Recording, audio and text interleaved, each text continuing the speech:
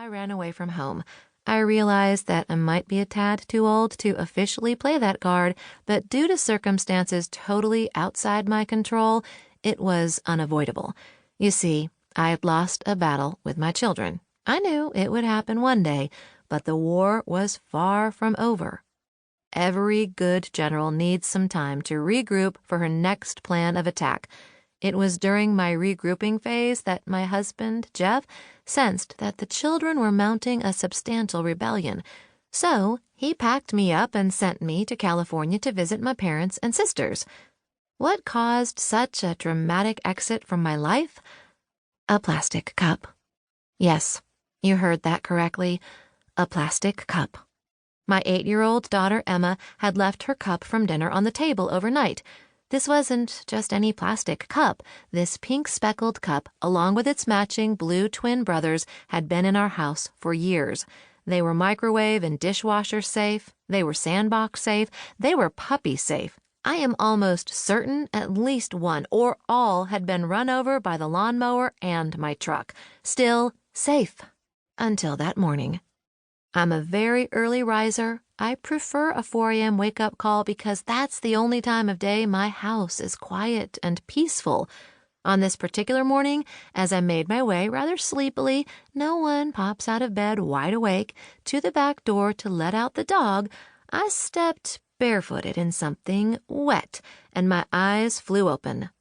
Somehow in the night, this seemingly indestructible pink cup had mysteriously split in 2 places down both sides by itself, and the remains of my daughter's dinner milk was everywhere. It was in the grooves of my wooden table, in the chair cushion, under the table, and, as an added bonus, having used the grout of my kitchen tile as some sort of a superhighway, traveling distances I would have deemed impossible for milk to travel. It was all over the floor. But why was the cup still sitting on the kitchen table overnight? Well, Emma was very headstrong and believed things should be handled in a certain way. According to her, everyone in the house had to wait on her. Her brothers, her parents, not going to happen, and any grandparent or friend who might be unlucky enough to enter our home. Emma is in the middle of 2 brothers, and she suffered terribly from a disorder I have named Princess Syndrome. She developed it at a very young age. One of the symptoms of this disorder was her refusal to clear her plate after meals. She claimed to forget and would leave the table and all her items behind. Jeff and I decided to try a little experiment to see how long and how many dishes could accumulate at her place before she stopped forgetting and resumed normal and responsible behavior. But our brilliant plan backfired. At 4:30 in the morning of the first day, I found myself on my hands and knees mopping up curdled milk from the night before.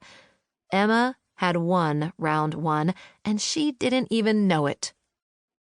Throughout this book, I will introduce you to most of the members of my family, from the obvious, husband and kids, to the obscure, in-laws, outlaws, along with numerous friends and acquaintances.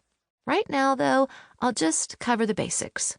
My husband and I have 3 children. In fact, we, and when I say we, I really mean I, had those children in 26 months.